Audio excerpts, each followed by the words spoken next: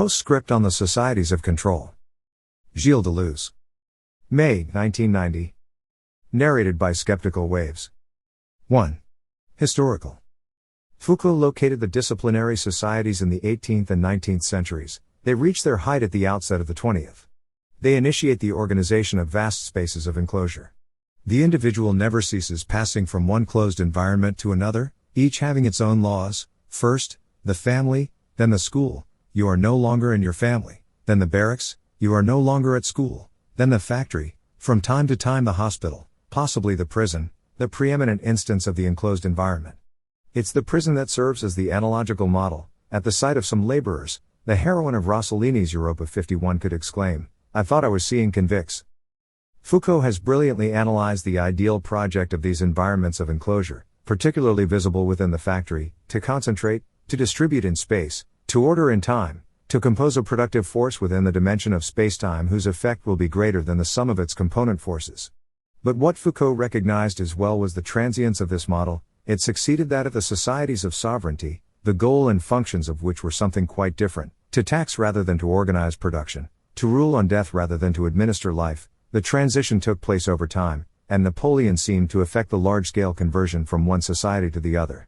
But in their turn the disciplines underwent a crisis to the benefit of new forces that were gradually instituted and which accelerated after World War II. A disciplinary society was what we already no longer were, what we had ceased to be.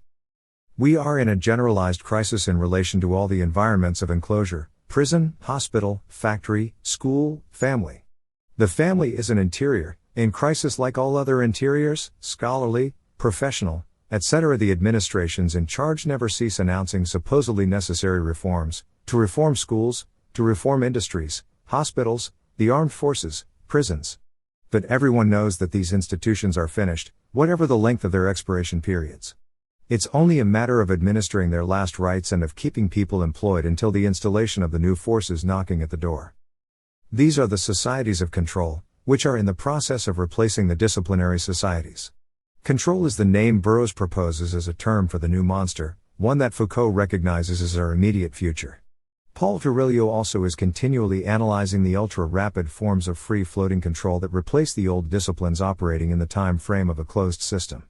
There is no need here to invoke the extraordinary pharmaceutical productions, the molecular engineering, the genetic manipulations, although these are slated to enter into the new process. There is no need to ask which is the toughest or most tolerable regime, for it's within each of them that liberating and enslaving forces confront one another. For example, in the crisis of the hospital as environment of enclosure, neighborhood clinics, hospices, and day care could at first express new freedom, but they could participate as well in mechanisms of control that are equal to the harshest of confinements. There is no need to fear or hope, but only to look for new weapons. 2. Logic. The different interments or spaces of enclosure through which the individual passes are independent variables. Each time one is supposed to start from zero, and although a common language for all these places exists, it is analogical. On the other hand, the different control mechanisms are inseparable variations, forming a system of variable geometry the language of which is numerical, which doesn't necessarily mean binary. Enclosures are molds, distinct castings, but controls are a modulation, like a self-deforming cast that will continuously change from one moment to the other, or like a sieve whose mesh will transmute from point to point. This is obvious in the matter of salaries. The factory was a body that contained its internal forces at a level of equilibrium, the highest possible in terms of production, the lowest possible in terms of wages. But in a society of control, the corporation has replaced the factory, and the corporation is a spirit, a gas. Of course the factory was already familiar with the system of bonuses, but the corporation works more deeply to impose a modulation of each salary, in states of perpetual metastability that operate through challenges, contests, and highly comic group sessions. If the most idiotic television game shows are so successful, it's because they express the corporate situation with great precision. The factory constituted individuals as a single body to the double advantage of the boss who surveyed each element within the mass and the unions who mobilized a mass resistance, but the corporation constantly presents the brashest rivalry as a healthy form of emulation, an excellent motivational force that opposes individuals against one another and runs through each, dividing each within. The modulating principle of salary according to merit has not failed to tempt national education itself. Indeed, just as the corporation replaces the factory, perpetual training tends to replace the school, and continuous control to replace the examination, which is the surest way of delivering the school over to the corporation. In the disciplinary societies, one was always starting again, from school to the barracks, from the barracks to the factory, while in the societies of control one is never finished with anything, the corporation, the educational system, the armed services being metastable states coexisting in one and the same modulation, like a universal system of deformation.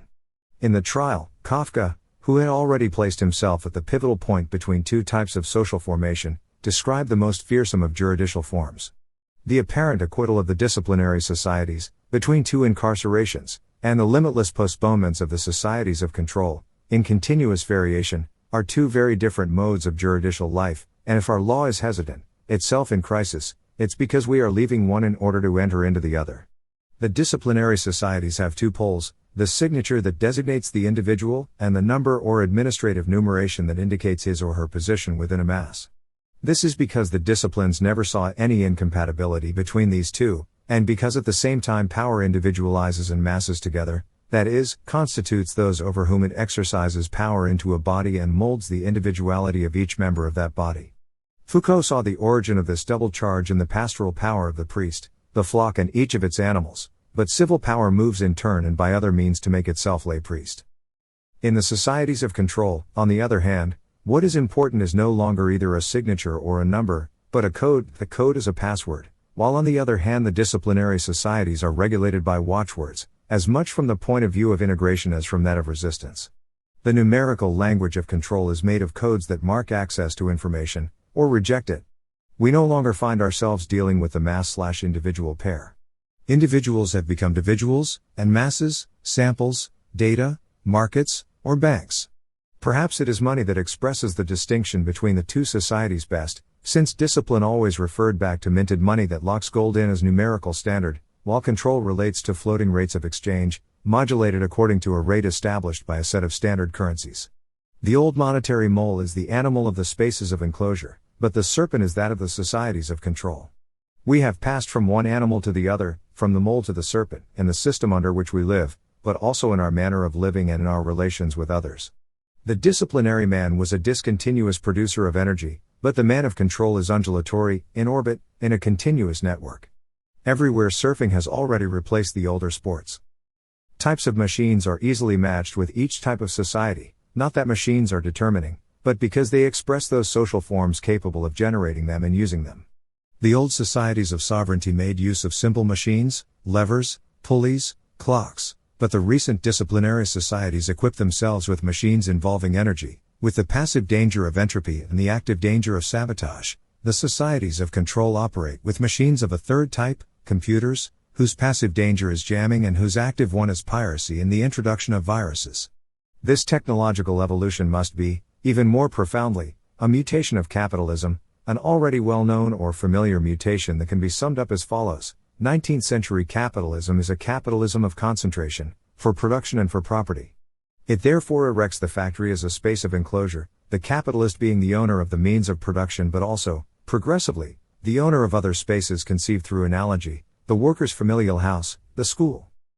As for markets, they are conquered sometimes by specialization, sometimes by colonization, sometimes by lowering the costs of production. But, in the present situation, capitalism is no longer involved in production, which it often relegates to the third world, even for the complex forms of textiles, metallurgy, or oil production. It's a capitalism of higher order production. It no longer buys raw materials and it no longer sells the finished products, it buys the finished products or assembles parts. What it wants to sell is services and what it wants to buy is stocks. This is no longer a capitalism for production but for the product, which is to say, for being sold or marketed. Thus it is essentially dispersive, and the factory has given way to the corporation. The family, the school, the army, the factory are no longer the distinct analogical spaces that converge towards an owner, state or private power, but coded figures, deformable and transformable, of a single corporation that now has only stockholders. Even art has left the spaces of enclosure in order to enter into the open circuits of the bank. The conquests of the market are made by grabbing control and no longer by disciplinary training, by fixing the exchange rate much more than by lowering costs, by transformation of the product more than by specialization of production. Corruption thereby gains a new power. Marketing has become the center or the soul of the corporation. We are taught that corporations have a soul, which is the most terrifying news in the world. The operation of markets is now the instrument of social control and forms the impudent breed of our masters. Control is short-term and of rapid rates of turnover, but also continuous and without limit, while discipline was of long duration, infinite and discontinuous. Man is no longer man enclosed, but man in debt. It is true that capitalism has retained as a constant the extreme poverty of 3/4 of humanity, too poor for debt, too numerous for confinement. Control will not only have to deal with erosions of frontiers but with the explosions within shanty towns or ghettos. 3. Program. The conception of a control mechanism, giving the position of any element within an open environment at any given instant, whether animal in a reserve or human in a corporation, as with an electronic collar, is not necessarily one of science fiction. Felix Guattari has imagined a city where one would be able to leave one's apartment, one's street, one's neighborhood, thanks to one's individual electronic card that raises a given barrier, but the card could just as easily be rejected on a given day or between certain hours. What counts is not the barrier but the computer that tracks each person's position, licit or illicit, and effects a universal modulation. The socio-technological study of the mechanisms of control, grasped at their inception, would have to be categorical and to describe what is already in the process of substitution for the disciplinary sites of enclosure, whose crisis is everywhere proclaimed. It may be that older methods, borrowed from the former societies of sovereignty, will return to the fore, but with the necessary modifications. What counts is that we are at the beginning of something. In the prison system, the attempt to find penalties of substitution, at least for petty crimes, and the use of electronic collars that force the convicted person to stay at home during certain hours. For the school system, continuous forms of control, and the effect on the school of perpetual training, the corresponding abandonment of all university research, the introduction of the corporation at all levels of schooling. For the hospital system, the new medicine without doctor or patient that singles out potential sick people and subjects at risk, which in no way attests to individuation, as they say, but substitutes for the individual or numerical body the code of individual material to be controlled. In the corporate system, new ways of handling money, profits, and humans that no longer pass through the old factory form. These are very small examples, but ones that will allow for better understanding of what is meant by the crisis of the institutions, which is to say, the progressive and dispersed installation of a new system of domination. One of the most important questions will concern the ineptitude of the unions, tied to the whole of their history of struggle against the disciplines or within the spaces of enclosure. Will they be able to adapt themselves or will they give way to new forms of resistance against the societies of control? Can we already grasp the rough outlines of these coming forms, capable of threatening the joys of marketing? Many young people strangely boast of being motivated. They request apprenticeships and permanent training. It's up to them to discover what they're being made to serve, just as their elders discovered, not without difficulty, the tellus of the disciplines. The coils of a serpent are even more complex than the burrows of a molehill.